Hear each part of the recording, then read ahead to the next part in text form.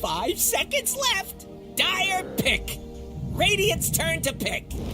Tegna!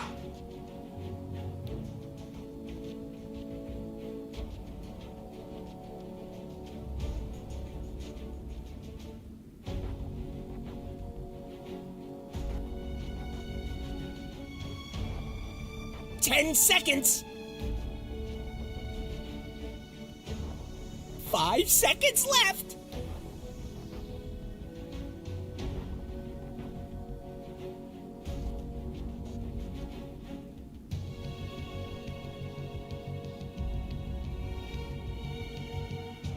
It's Dire's band now. Stare your death in the face.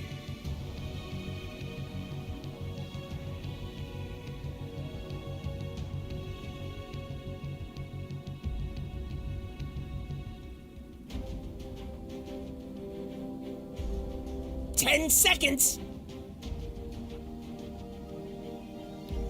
5 seconds left.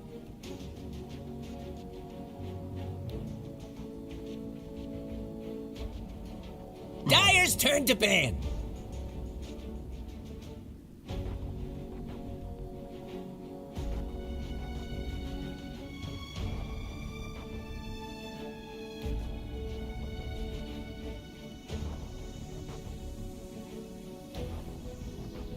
Ten seconds.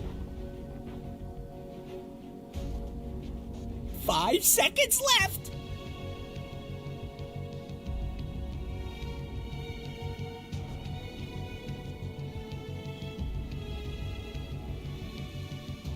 Radiant's turn to ban.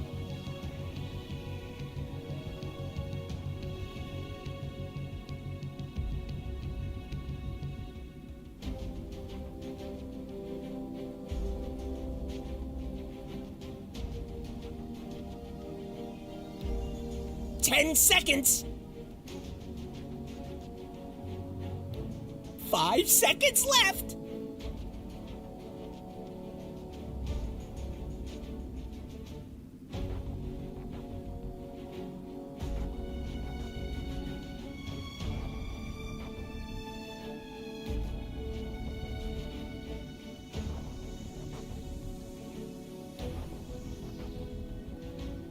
Radiant's turn to pick.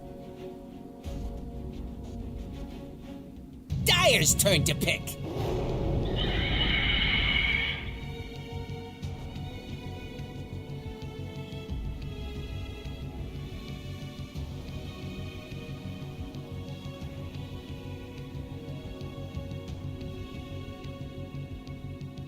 Ten seconds. 5 seconds left.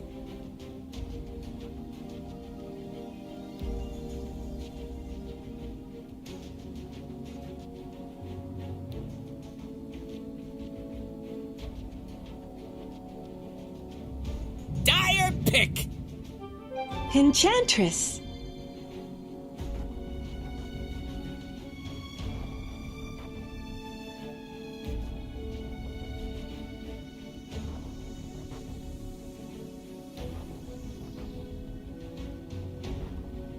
Seconds to go. 5 seconds left. Radiant pick. Luna.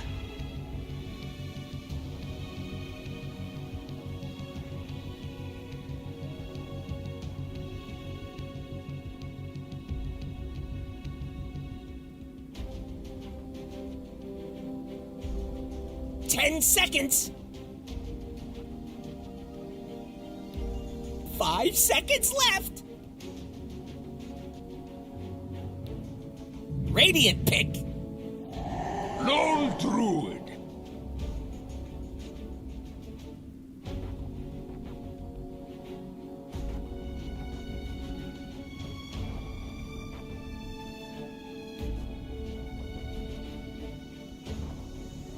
10 seconds.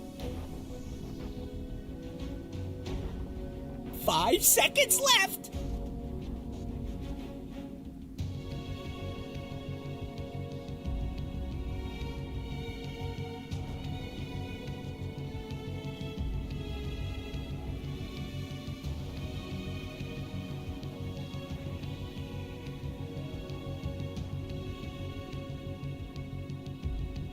Dyer's turn to pick.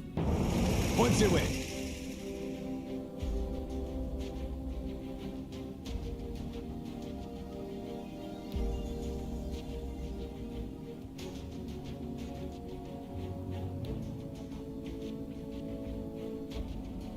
10 seconds. You only got 5 seconds. Even less now.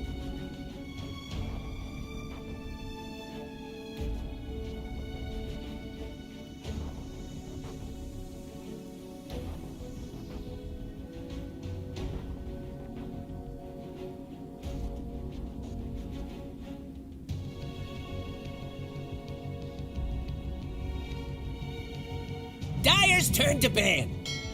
Admiral Concar.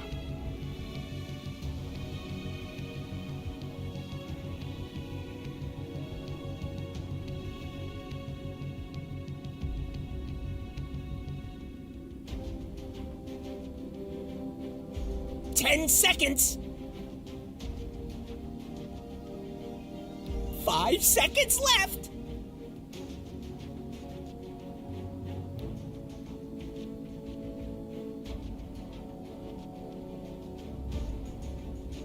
It's Radiant's ban now.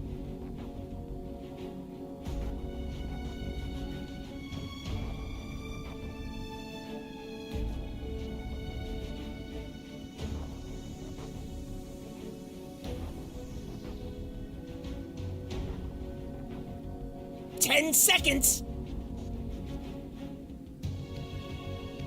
5 seconds left. It's Radiant's ban now.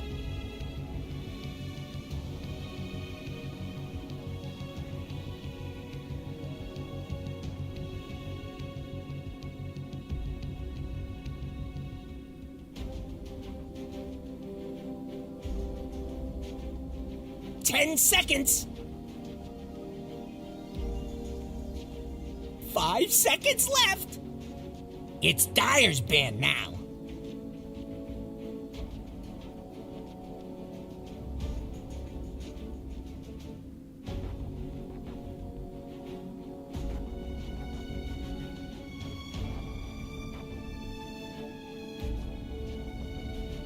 Ten seconds. 5 seconds left.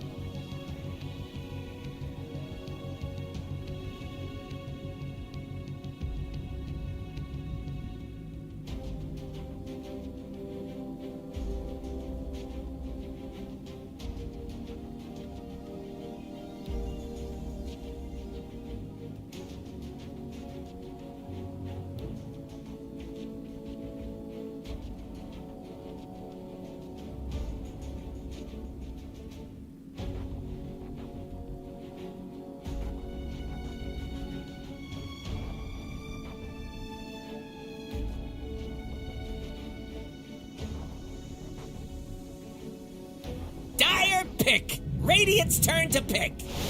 Tide Hunter.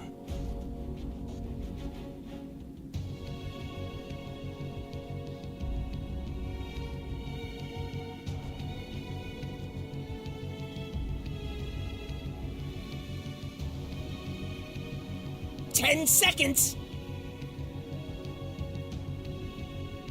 You only got 5 seconds. Even less now.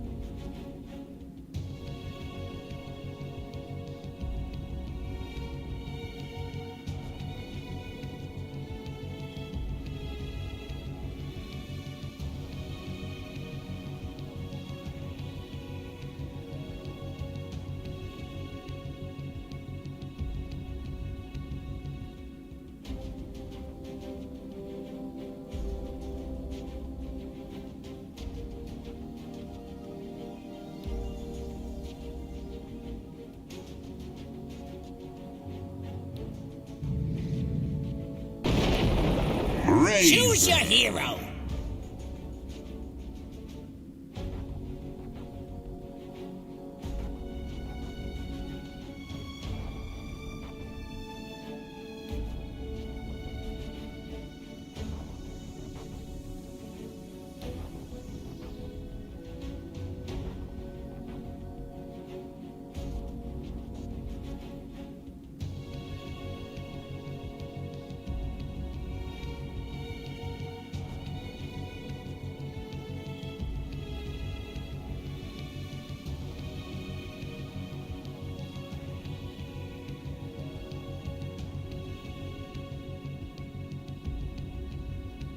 Ten seconds.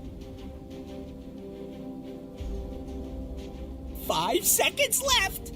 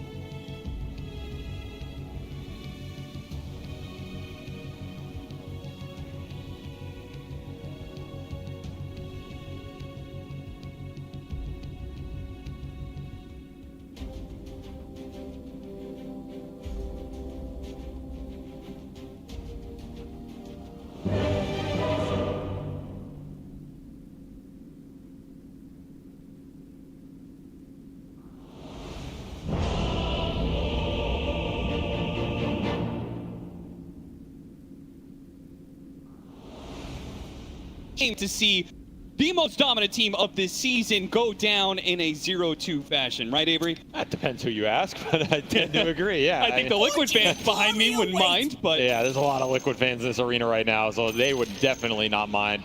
I don't know, maybe we can test the crowd. What do you think? You guys want to hear a 2-0, or do you want to get a 2-1? You want to see a game 3? That's what I want to hear right there. But are Gaimin Gladiators going to be able to do it, Avery? They picked up the lone druid. They trust in Ace. I feel like if anybody on this team you're going to trust to carry the game, I feel like Ace has been rock solid for them all year. Why not?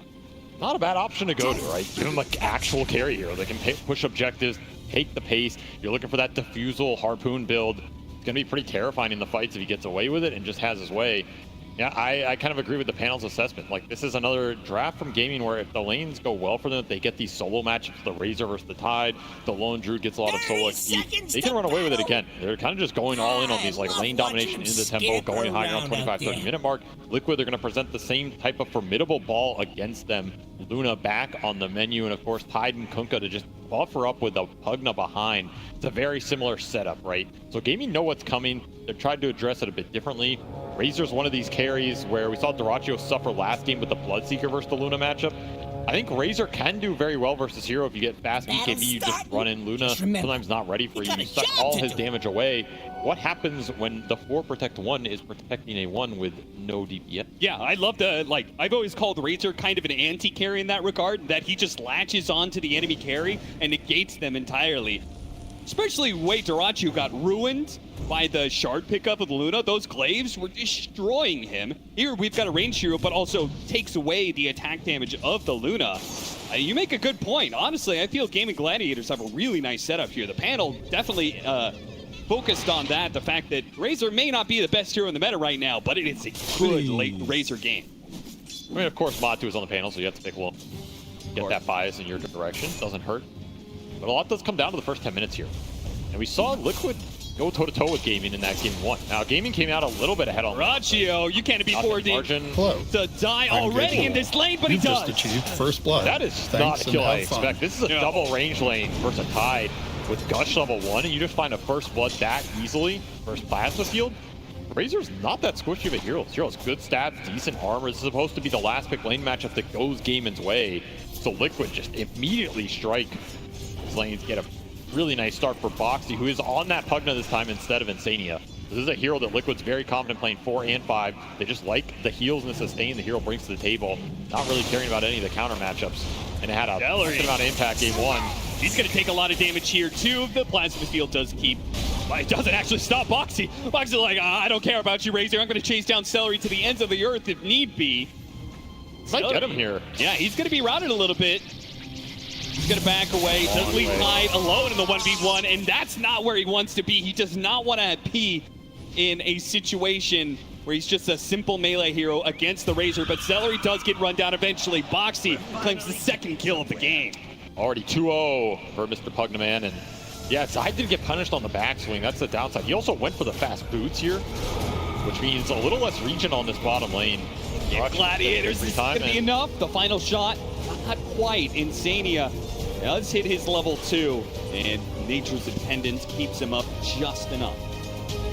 This is a scary safe lane for Liquid to play going into that like 5 to 10 minutes. If they get a lot of XP on Ace here, I can see him kicking Mickey out, particularly off a rotation from the Pangolier mid. If Quinn gets some runes, it's going to help accelerate these side lanes a lot. That's normally what they look to do with the Pango. Oh, Quinn. Double water rune? If he dodges the torrent, he gets the second water rune. So that is a big buff for him. Almost losing his courier, but it's fine. Well, the creeps, they won it. Dire's putting the hurt on Radiant's Doesn't mean he middle misses out on 1 CS there, but probably worth it, seeing as the Kunkka versus melee matchup is usually a bit of a game of sustain. Surely if Gaimin go out, not that I'm cursing them. No, of course not. Got a little bit of fight in top lane first. If he goes out on Pango of all heroes, you know, surely Quinn there's some does iron. not want to lose on a Pango. Yeah, I can assure everybody I will never let him live that down personally. And it'll be interesting to watch, but so far he's doing quite well mid. Yeah, the millions of dollars wasn't enough motivation. The public humiliation may be too much to bear. Never underestimate it. Looking to punish Nisha for the lack of regen. Damn, this is where you wish you could just like roam mid early, but these silings are way too important as Zide getting pushed back again. He's had to buy his own salve. So he's getting a lot of regen abused on this lane. And while that lane looked great for them at the start, this is where that Razor matchup just be incredibly painful as you try and get to a ring of health. Boots first. It's great for dealing with the not feeding away kills to the Razor. It's not great for staying on the lane. So Liquid running into some regen problems on these lanes as the war of attrition heats up. Starting to strike back. You know, I want to talk about the versatility of roles here for Liquid. You talked about the Pugna. They swapped it between 4 and 5 this game, but also the Kunkka, right? Repositioned for Zide last game, now running mid. What do you think that gives Liquid when they're able to have that kind of draft? Do you feel like it gave them an edge somewhere? I think it's what Blitz talked about. Like, the versatility helps you the most in the draft, right? You get to hold these flexes till later, and you can see more lane setups. You're not going to get punished in matchups as hard. You make sure you're winning at least 1.5 or 2 out of the 3 lanes, so you don't get run over. I think that's a big core component that Liquid had to figure out over the course of the year playing against Gaimin in all of these grand finals, right? A lot of those games, not everyone, but a decent amount, Gaimin just beat them in the first 10 or 15 minutes so hard that there wasn't any go to play. Yeah. So if you go even in that phase as Liquid and you get into that mid game like we saw last time, get one good team fight, all of a sudden you can just win a game off that, especially with a hyper carry like Luna that they have shown pretty nasty given a lead. That's what Mickey's going to try and do here again. Now he doesn't have as many crazy buffs behind him in terms of damage. I really like that Invoker pairing with it just because I think the control and the alacrity does help you in that end game. But Kunkka and Tide, they're going to give you a lot of extra sustain here. He doesn't have to worry about as much burst. There's no big Reaper coming out on this Luna this game. It's just going to be the Pango going in with Rolling Thunder. That gives you maybe a better winning matchup, but maybe not against the rotation coming out from Celery. Quinn, he needs to be able to hit this swashbuckle to finish off Nisha, but the regen is already kicking into play, so Quinn abandons that idea. This is just fighting for that 6-minute power rune. I like the fact that Boxy is not letting Gaimin get away with bringing more heroes mid on Nisha, especially when Nisha was falling behind in that regen department early with the water runes. This lane is completely evened out. They're both very close to 6. I think Nisha's he's gonna hit it off this catapult. I'm surprised to see him try and get a kill with this bow. How does that even work? And Quinn, even if he does get it off of 1 or 2 creeps here, he needs more mana. Oh yeah, they're looking for it just out of range. No decent tower damage. And again, 6-minute power room. No way Quinn gets this. They will get the bow connection. Pull him back in with the Decrepify, help him out of burst magic damage. They need the physical swing in from Nisha, and that's going to be denied for the Fire Spirits for now. Nisha can't get a swing in, and thanks to Tofu making his rotation out, makes things a little awkward for Liquid. Quinn just has no resources here. This is a 3-man rotation for Gaming without any mana on the Pango. You just can't take the fight. And it'll be an Arcane Rune into Nisha's pocket. A very nice one to pick up here. Nikkei in some trouble. Fought for the Lotus. And he will maybe die for it. No, the Lotus is actually what keeps them alive here. Ace also has to rotate back because Boxy was cutting through the river with the other support of Insania. Radiant's middle tower is solo under matchup. attack. Just nightmare, right? There's not many carries you can stand one-on-one against the Lone Druid. You need a very specific one. And even in these situations, as long as Mickey can get his XP and eventually retreat jungle, he's going to be happy. But I do expect both these silents to kind of open up for Gaming over the next few minutes here. This 5 to 10 period is where they become a big nuisance unless they're bringing numbers to combat it. See Zai, he's still continuing to struggle in this Razor matchup. I mean, he's just hoping he has some ancient stacks or something to fall back on at this point. It's not going to be one of those tide lanes where you get a hammer and start beating down the tower. This First will be the rotation coming out from Liquid, double supports, but at the same time from behind, there is going to be this Pango showing up. If they can finish off Darachu, it'd be worth it, but they can't quite get him. He's hidden away into the trees. Darachu is out of sight, and now Zai gets bumped back. He goes for Insania instead, an easier kill for sure, and Darachu is the one to claim the turnaround kill. Such a hard kill, even with all supports coming bottom for Liquid. This race is way too tanky. I do like the idea though, right? You want to bail out these side lanes in the one-on-one matchup by just bringing numbers, outnumber the core, create a situation where if you get the big kill on these tanky boys, you get so much XP back. Yeah, so they make a move bottom, and if that doesn't work, make the move on top with Nisha. And Ace doesn't have it level 6, so he's pretty squishy once caught by some disables. This is exactly what you want to do. Just find these cheeky core pickoffs, because every time you do, you can leave the lane. Now you can leave Mickey top for some solo XP. He'll catch back up, right? And suddenly he doesn't have this Lone Druid pestering him or pushing the tower. Meanwhile, you can just get Boxy room mid. I like these rotations from Liquid. It's giving their cores a lot more breathing room this early game. And nullifying what Gaming want to do, which is isolate the one-on-one here. It does come at a cost, though, because it means they give up control of the power rooms, right? And Quinn, well, he got an armor rune. I'm not sure if he's going to be able to use that quite as well as some other ones, like an arcane rune, but it is still something to note that Quinn's rotation is going to be all the more powerful. Yeah, but look at this. Ace round 2. Ace hit level 6, but chose not to level up his ultimate. He's doing a lot of damage. He has to back away. 1 versus 3. Now they know the rotation is coming in from Quinn. He's to get it with the swashbuckle. Clips Nisha, not quite finished up Mickey. They'll get the kill on Insania instead. Deep in though, Courier spotted, and they know Nisha is still trying to get out of here. Fortunately, it's just a bit too quick for Quinn. That shot almost hit Mickey as well. That is very close to losing the Luna and just translating this completely into a rout on the safe lane. Gaming, they read that pretty damn well. And the move from Liquid, if you get another kill on Ace there, he has no resub, completely out of the game for a minute. So that is a Lone Druid you have to protect. You have to smoke them. Make sure Ace can get the tower early. The game plan, let him bulldoze every objective on the map, uncontested, because the Tide Hunter is too poor to contest. You set that situation up for Ace, he's probably going to run away with it. Top tower, trying to create a tower no more. Radiant's middle tower is under attack. Pine cone. Send a seed shot. Thank you, buddy. I appreciate that. It is. Waited all year to hear that one, yeah. Dreams do come true here at DI. Sometimes. Nighttime is about to finish up, so that, a little bit of strength they get from the Luna is about to go away. Gaimin Gladiators also probably feeling pretty confident with the Pingo. Pretty well online. Look at these stacks down there. This is an unconventional place to have this many stacks. Yeah. Kind of cool. I mean, you wish you were an alchemist right here, but they'll get another round. There's plenty of stacks. For Darachu.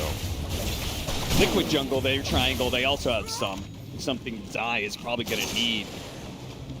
Not Zai at all. Maybe Nisha's going to take it, speed along to that Aghanim Scepter. Not taking a pit stop for the Blade Mail, which we've seen so much of. Why do you think that is? It's just not a great Blade Mail. They can't really reflect anything into this angle here that reliably. The Lone Druid doesn't care. The Bear's just healing. The Razor one's okay, but Razor's a fast BKB hero, so it's not necessarily that good for that long in the early game. I kind of agree here. It doesn't strike me as a Blade Mail game, but it is just a well-rounded hero, or well-rounded item on the hero. Fast Torrenstorm could be interesting. You're not going to buy BKB on Lone Druid. Catch the Pango, he also doesn't buy one. So in theory, this Torrenstorm could do some work in the early fights, help you defend towers against the Lone Druid push as well. It's also an item that can sometimes catch the backline, right? You're looking at a Morta Phoenix lineup. If you can catch these two supports back there and take them out of the fight, even with a single torrent.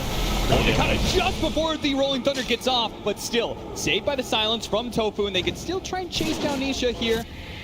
Hit him with the dead shot, push him into the bear. The base boots chasing after him, slow him down, immediately got entangled, but he did have that illusion who quickly dispels that. Rolling Thunder on its way, the big ball.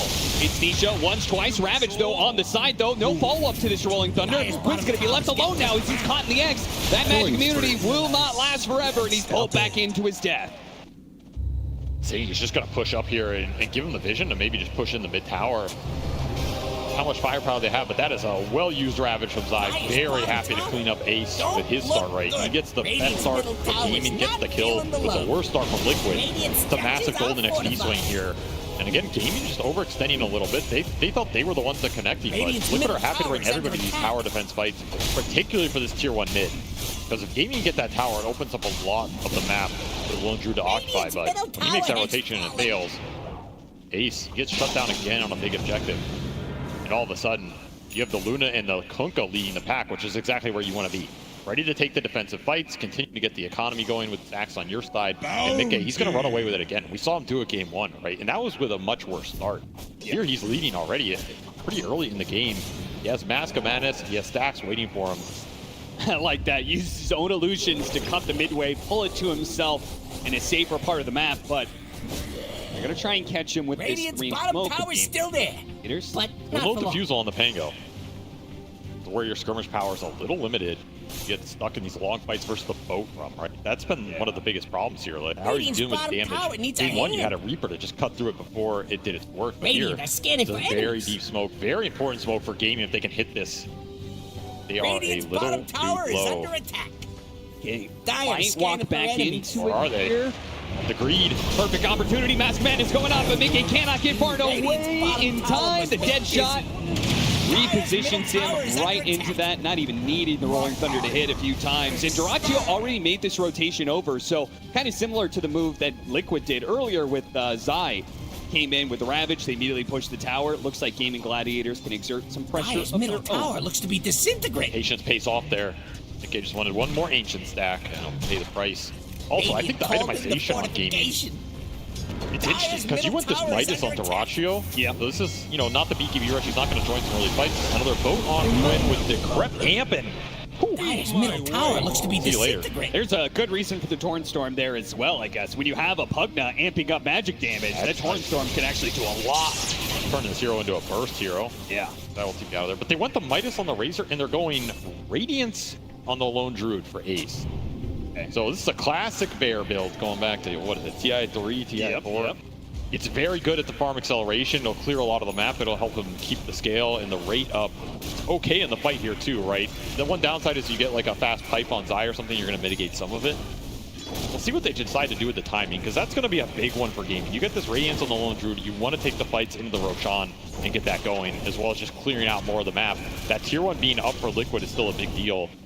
See how much gaming prioritized, but it looks like they're just giving everything to Ace here, putting everything into this bear, Radiant's top hoping he wins in that big fight with the Radiance burn. Also, AoE mischance with the egg.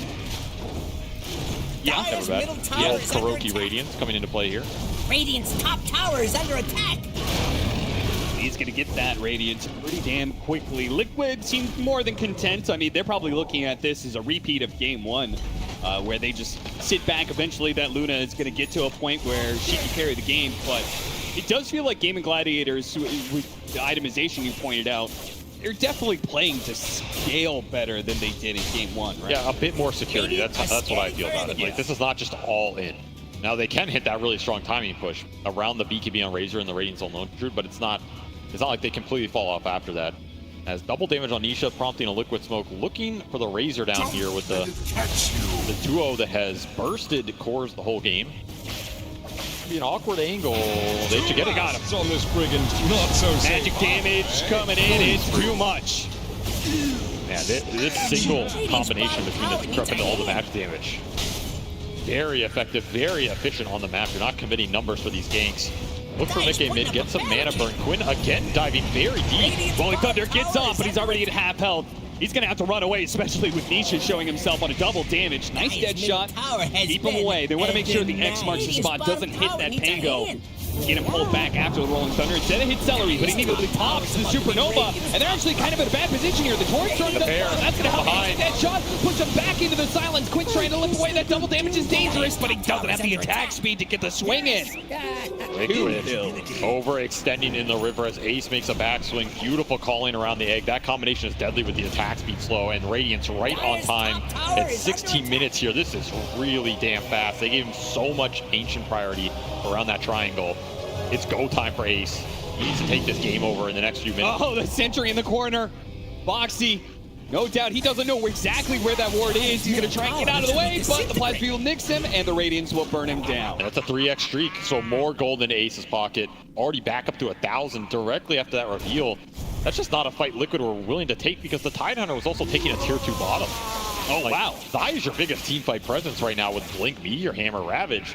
He took a tier 2 bottom. He's really happy about that. You get it for free, but not if you're giving up heroes in the river at the same time. And remember, a lot of this game to me is about a Lone Druid pace versus how much Blink the went Tidehunter time. can take the fights. Blink gets disabled. He is tanky, though.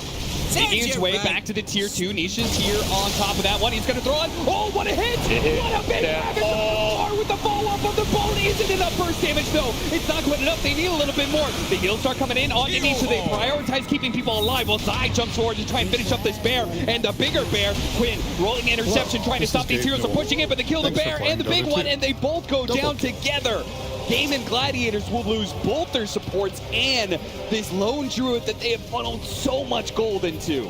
That was your big Lone Druid Radiance fight, and it went horribly wrong as Zai just ravages your entire team into the boat in the Torrent Storm. Look at the damage output from this Kunkka right now. You were asking what that Torrent Storm can do. That is exactly what it can do. Send you back to your fountain packing as the damage is just ramping up way too fast here for Liquid. And normally this is where Gaming, they'd have a bunch of sustain, they'd have a Sunray, they'd have this big Lone Druid who's healing off dealing damage to heroes. I mean, the sustain is not nearly enough right now. You just walk into a hammer. This hammer also hit on 3 plus a bear, by the way. That is some insane value coming out from Zai, who just walks it off and says, all right, team, I set the plate. Come and feast. I love the fact that he jumps back in. Bold, knowing the fact that, you know, once he hits him with that anchor smash on the Lone Druid, it really doesn't do that much anymore. Not to the Tidehunter anyway. Another reason to go this Radiance build, right? Maybe you don't care about the anchor smash as much. You have a bunch of bonus damage on the bear, and you get this burn going through. One of those matchups has been played for a very long time. So far, I feel like Zai is doing so much start he's had to deal with. Made it back already. Itemization. Early blink. Nice. Gaimin will continue to look for this BKB on Dyrachyo so they can just man up in the fight. You know, that fight might be a different story if Dyrachyo is able to compare, be in that engagement and presence felt, right? Yes. But it's just how Razor functions. You need BKB to go into this fight. Otherwise, you're just stuck on the Torrent Storm with everybody else. Gaimin Gladiators not shying away from aggression, though. Now that the Ravage on's cooldown, they continue to play on the same part of the map that they're trying that last fight into. Take down a tier 2. Still quite strong at fighting around Ace if the fight develops in the way. Defensive egg, taking some Liquid heroes in, you get a calling around it, somebody gets dead shotted, somebody else is rooted or ward. There's a lot of team fight disruption pre-BKB that Liquid has to deal with, particularly on their 2 big beefy frontliners. This Sunray plus the Radiance burn, it's going to add up, plus Pango poking through with some swashbuckles and the mana burn. This is a smart push. Still looking for Roshan in this game. That's the biggest objective for Gaming to throw on this type of group up push lineup. When you take that and what you do with it, vital to your game plan here as the Liquid ball continues to grow. And of course, Mickey is having a free-for-all in these Ancients, man. He's continuing to climb the levels. Level 16 on this Luna right now. 3 ahead of the next on Gaimin. That is the power of Ancient Camps and stacking them. Yeah, that one death early on. The only kind of action he's really had to worry about. Dyrachyo again. This is the second time in this series that he's picked up his BKB and immediately has to use it defensively. It's just not what you want. Trying to jump onto Quinn. Once again, the X stops the Rolling Thunder. The burst magic damage is so good against this Pango. They have just enough disables and just enough magic damage to finish him off. That was perfectly executed. You cannot ask for any better timings there on the X. Not an easy kill either, and right around tier 2 for Gaming. So that if that game goes wrong, it can go really wrong. Impressiveness paying off here for Liquid, and just so much space for the loop. absolutely touched in this.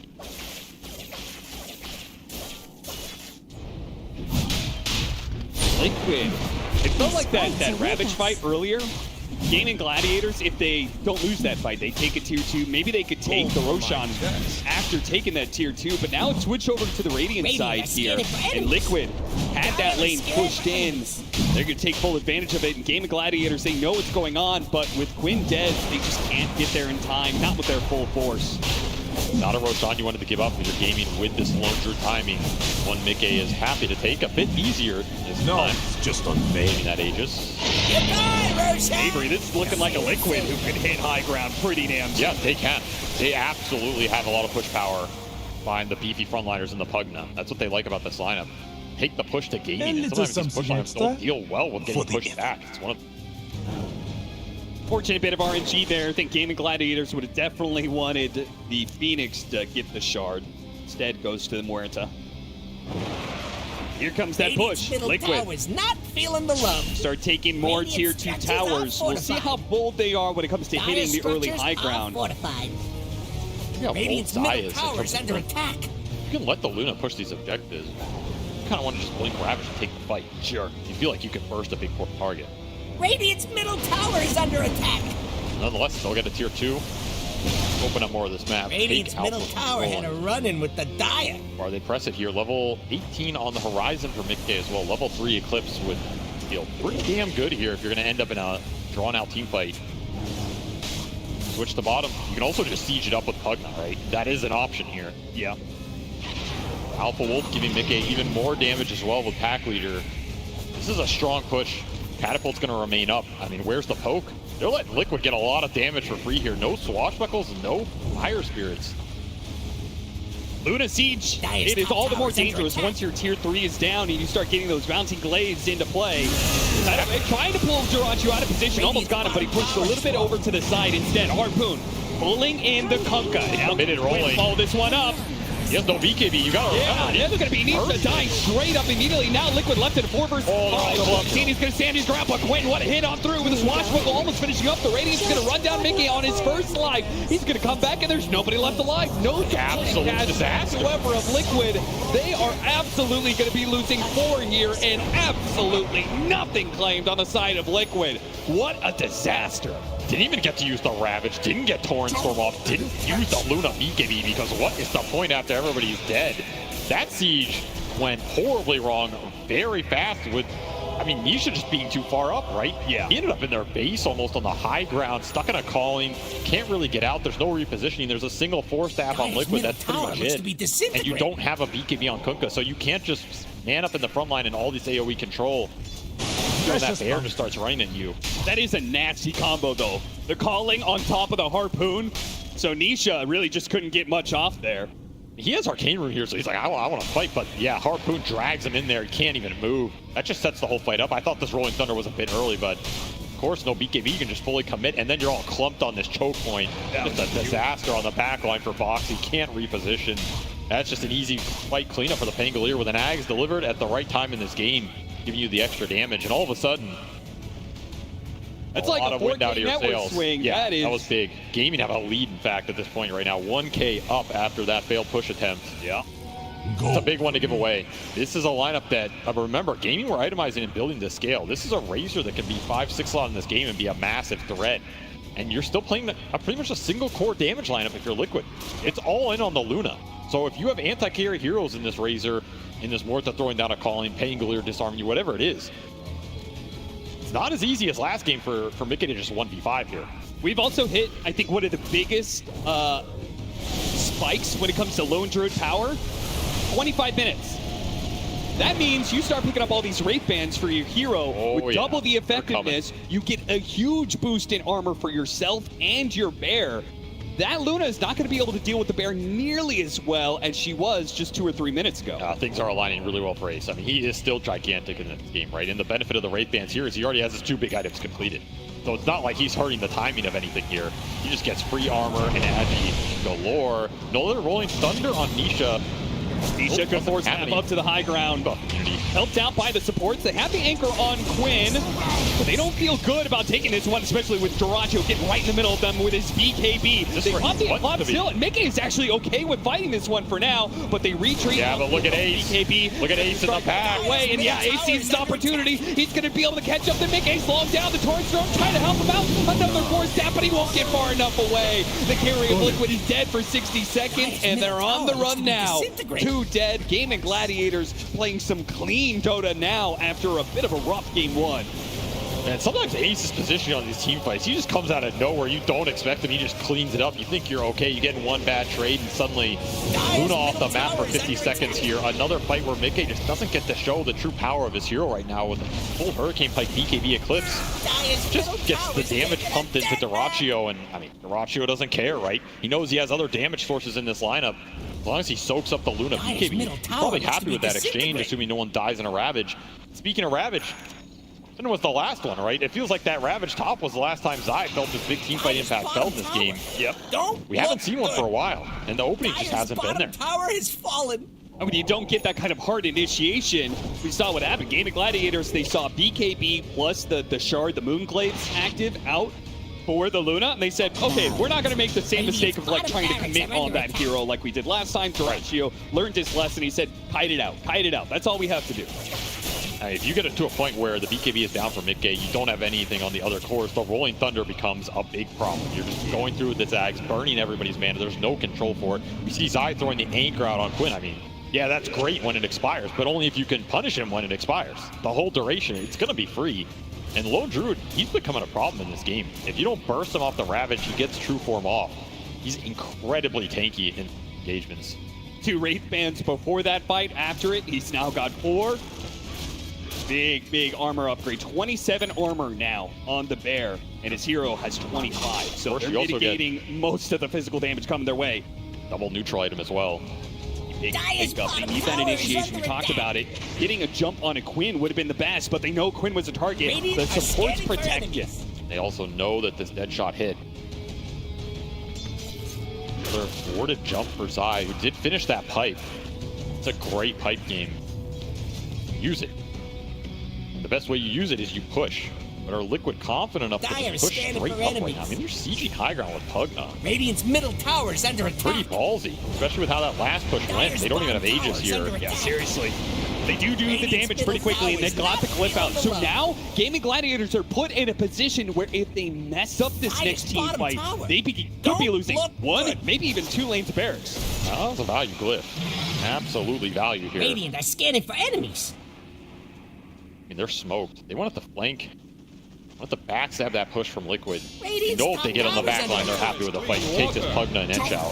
Duracho, he is just going to run in. Man does not give a damn. He gets ravaged. Or does they burst him down in time. The Rolling Thunder is going to try and stop things. And Duracho gets off his BKB. Now he's going to be able to fight back. Mickey forcing forward, trying to put the damage onto Duracho, but underneath the Supernova, the Dragon's Eye back into it. And Mickey has to start running away, but the Bear is on the other side. Clean it out. Sandwiches Liquid in this, and they are done for in this fight. They cannot stop the Bear. A dominating performance. Liquid, another aggressive engagement from them, another utter disaster. They trade 1 for 5. They don't need the Razor to hit high ground. The Bear is coming to clean house. Oh, he's coming. That is just a clump that you did not want to have happen there. You're stuck in the calling, stuck in the Sunray, stuck in the A. Tango rolling through all of it. These choke points have been a nightmare for Liquid, as the AoE is just fully controlling them. And that's why Duracho just runs in here. Didn't even get the BKB off before the Ravage, but there's no chain stun that comes out. And all of a sudden, you're stuck down this rampant. This is not where you want to be if you're Liquid, right? If Mickey cannot man up and kill that egg, which he didn't want to because there's a drain coming out on this Razor, you're in trouble. You are in absolutely big trouble here, as he is not strong enough to fight the Razor through 90% of his HP and the Bear through potentially a resummon. Speaking of that Bear, that's going to be the casualty of this push from Gaimin Gladiators. They do not manage to get the melee barracks, but obviously a massive win for them nonetheless. Tier 2 and Tier 3 go down. Soon, a Scotty on the table for Gaimin Gladiators. That's going to make the Luna's life so much harder. We're already seeing that the damage is running out a bit for this Luna. You get hit by that attack speed slow, twice as effective on range heroes, that's going to be rough. The attack throws have done work for Gaimin. Yeah. The fire spirits, the calling, stacking these up. Honestly, Tofu has been a big problem in the fight for Liquid. Committing into Morta in these types of positions, it's deadly. It's very difficult unless you have multiple spell immunity, and right now the pipe is just not keeping them alive long enough to man up versus the multiple physical damage sources. This is why this type of lineup for Gaimin scales a lot harder into the late game than the previous one. They're not relying on some single target magical burst. If you can deal with that, the fight becomes easy. You have to deal with 3 cores who are all scaling up here, have pretty good synergy with the minus armor coming through from Eye of the Storm. And potentially 2 bears if Ace can stay alive, which so far, they have not been close to jumping him and killing him first. His positioning has been very strong. Throwing Aegis on top of this. Might just be too many lives to get through. Can Liquid make magic happen around the pit once more? They're late to the party this time. No line 3-man torrent for you. They're still going to try and take a fight. Though it seems like Gaimin Gladiators are aware of this situation. They are going to be pushing it. It's all inside. You need a good Ravage jump on support. Can't get the cream initiation. It's just the Phoenix and maybe that lone druid. Backlight still got the Supernova, and now comes the Rolling Thunder. The Ace dies, but are you going to be able to fight this one? Once again, they're trying to hide out this BKB of Mickey. Dorachio's in deep though, wanting to make use of this Aegis. Clears Major Resistance. Oh, that's Torn. Disarming a lot of them. Torn Storm bouncing off Gaimin Gladiators up Bear's there. dead. And this team fight is too much. Don't summon. The Bear dies before Dorachio's back into play. Well, they're running out of firepower. Mickey's low, but he's getting the heals out from Boxy. Is he able to stay alive here? Another tidal wave coming in, trying to help him out. The Disarm helps a bit, but they realize it. They have run out of power. They start retreating. They cannot save Mickey. They'll leave whoever is left behind. It's going to be 3 down on the side of Liquid, but it was a fair engagement to them. They were trapped up against an Aegis, and they still managed to do okay. I mean, honestly, a pretty damn good fight for Liquid. They get a buyback off the Celery Phoenix. Egg went off, so that engagement started off pretty rough. You have to commit longer with your BKBs and just sit there while Dorachio is linking you. And yeah, you get the Aegis off Dorachio, so you eliminate some of that high ground pressure. Ace going down as well. Big pickup there. He did not have a resummon to take the longer end of that fight. And you got to remember, you're down to 10 or 12K going into this, right? It's all Kunkka in that engagement. Torrent Storm did mad work. Problem's going to be is this fight, the end result is not good enough for Liquid to change the narrative of this game. Gaimin Gladiators are still going to hold a pretty decent lead here and still have pretty good map control off of just having enough heroes up. Dorachio, I mean, great Torrent Storm, better Tidal Wave. I mean, that was a sick combination. Yeah, I mean, Quinn also gets cheese off there, right? If he gets maybe hit by one more of those Torrents and goes down, that's a different fight as well. He might get out of there with Mickey. The fact Quinn gets a full second life, full refill here and can take Mickey down at the end. That's what felt good about it for Gaimin here. 2 lives on 2 cores basically expended. You were not at the Roche in time. You'd rather fight here than at your base, right? Yeah. And you also took down probably the most important hero to bring down first, the lone druid. So even if you do lose that fight, it's not going to be able to take your buildings immediately. All they lost was a tier 2. Gaimin Gladiators still up to 13K gold lead, and now they have the Eye of Scotty. They didn't have that one in the last team fight. That bear has become significantly tankier and much worse for the Luna to deal with. Got 5,000 HP with 26 armor here. Scanning for enemies. He's going to harpoon you, he's going to slow you, he's going to provide the mischance. This is the lone druid problem right now. Do you try and burst Ace off a jump, or do you just deal with him? Yeah, that win probability has spiked significantly after that Roshan.